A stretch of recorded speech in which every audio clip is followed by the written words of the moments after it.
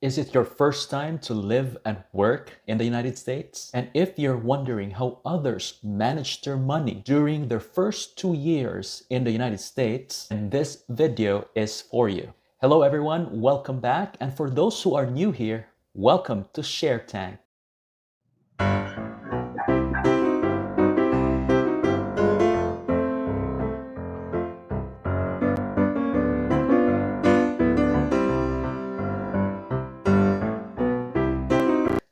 When we first came here in the United States through the J-1 visa, most of us have a huge debt just to be able to experience international teaching in the United States. So we were just balancing our finances in order to pay for what we owed and to survive and to save money. And here are some ideas how we were able to live, work, and enjoy United States of America without breaking the bank. Number one, live together. I was very fortunate that I was able to live in a luxury apartment. That was about $1,300 a month. But I need not to worry about the rent every month because there were 5 of us adults living together in that unit. That apartment complex has its own swimming pool, workout room, and mini golf course and others. So basically, each one of us only gets to pay $260 a month. And still, we were enjoying all the amenities of a luxurious place. Now, the question is, would you be comfortable living with others? Just imagine you will be sharing a common restroom, kitchen, living room. Would you do it? Leave a comment below on the comment section. Number 2, use a water filter. In the United States, generally speaking, water from the faucet is safe, unless of course there is a leak in the pipeline in your neighborhood. However, many of us are not comfortable drinking water from the faucet. I think most especially because of its taste. I remember my roommates used to buy dozens of bottled water. A good brand of bottled water would cost $9 for 33 bottles. That means if you're drinking, for example, 2 to 3 bottles of water, that would be equal to $15 to $18 every month just for bottled water. A water filter just like this would cost $20 and its water filter cost about $5.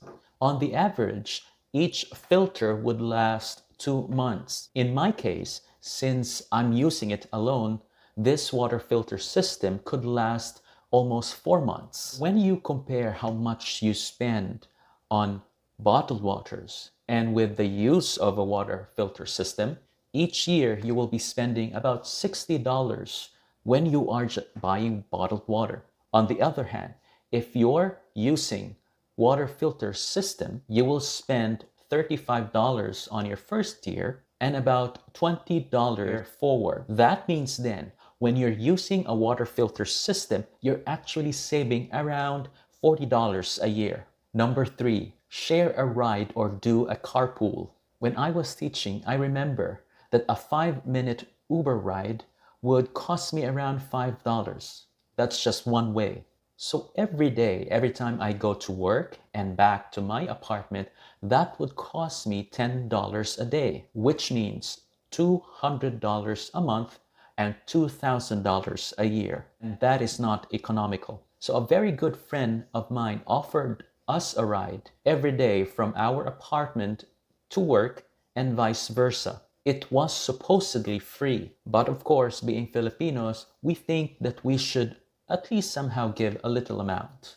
So most of us, for the carpool, we gave her $35 a month. One of us gave $50 a month. That means that instead of using or hiring Uber for our transportation back and forth, we are actually saving $165 a month. In other words, instead of using Uber, carpooling would allow us to save around $1,650 a year. Keep watching this video because at the end I will be giving you a bonus tip how can you further save money in relation to number 3. Number 4, purchase a bike. On my second year of teaching, another very good friend of mine lent me a bike. I just rode on the bike wherever I go, even to get some groceries. The only time that I won't use the bike is when I would go to the church. A good bike in the United States would probably cost $200. Let's do the math again. With Uber, it would cost me $2,000 a year. Carpooling would cost me $350 a year. And with a bike, it will just cost you $200 for the rest of your life. Number 5, buy and use car. So when you have decided not to join in a carpool or ride a bike and buy a car, I would suggest that instead of buying a new car, buy an old one. This tip needs a special episode.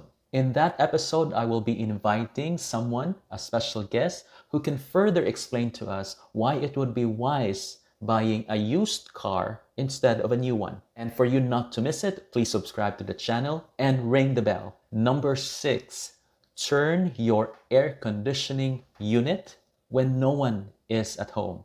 Many will disagree with me on this one. Some say that you have to keep your AC on even no one is in the house. With the AC turned off, the room temperature of your apartment or house will rise. They think that with high temperature, it may cause damage to your furniture and your appliances. So some would advise that even if no one is home, you have to keep your AC on with the thermostat set on a room temperature. However, my roommates and I did an experiment on this. We found out that we have actually paid less on the electric bill when we followed tip number 6. I think the main reason why we are so confident of switching off our AC when we are at work is because we did not buy furniture or appliances in our apartment. So it's really up to you.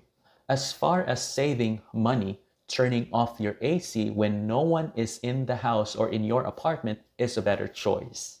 Number 7, don't use heavy appliances at around 3 p.m. to 6 p.m. on weekdays. According to an electric company, on weekdays, the demand for electricity is at its peak from 3 in the afternoon until 6 in the evening.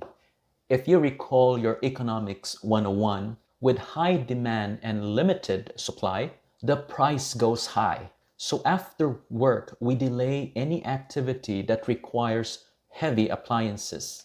We do these activities when the clock strikes 6 in the evening. But of course, there is one big appliance which we keep on.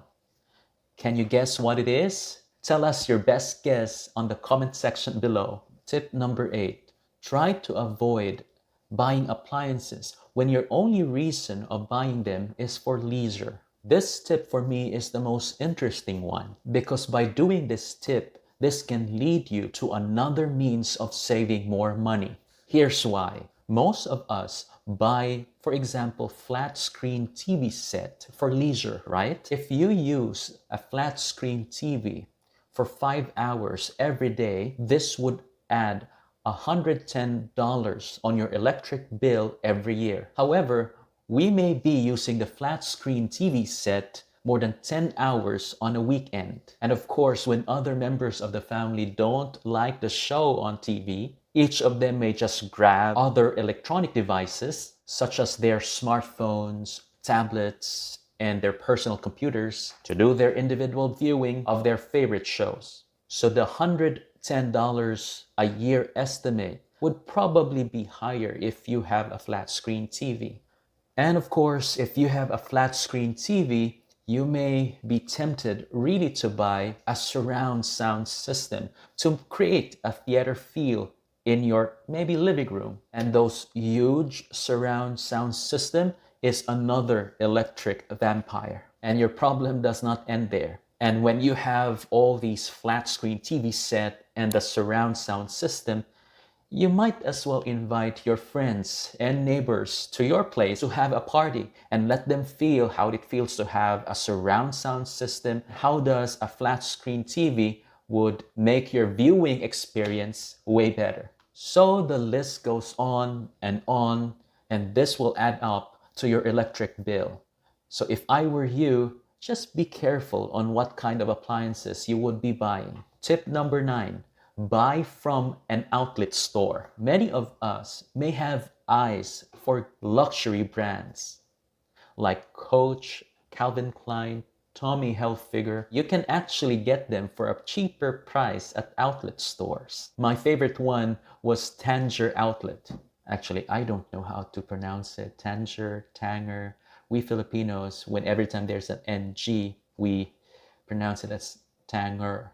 But I have heard some locals, my students especially, would pronounce it as Tanger. So I don't know how really to pronounce that. Anyway, many of us Filipinos would buy clothings from the outlet store, and whatever we bought, we send them to our family back home.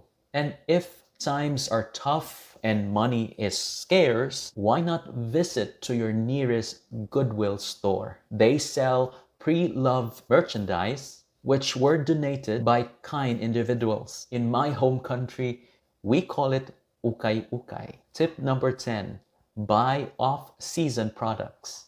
The best example for this tip is we buy bags and tons of candies and chocolates the day after the Halloween. That is the day after October 31st. That means November 1st, right?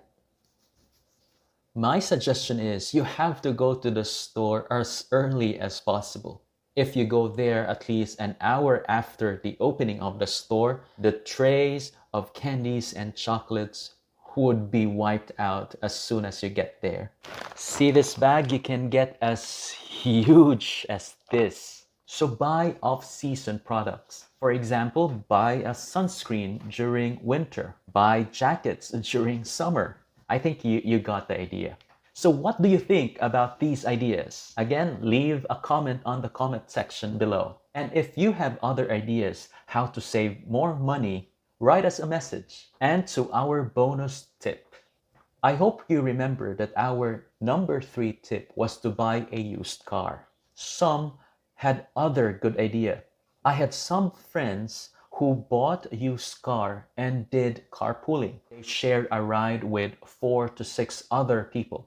I found out that whatever amount they collected from carpooling would be enough for their monthly mortgage for the car. That is smart, right? If you like this video, please click on the like icon. Please subscribe to the channel for more valuable content and ring the bell. Until next time, bye.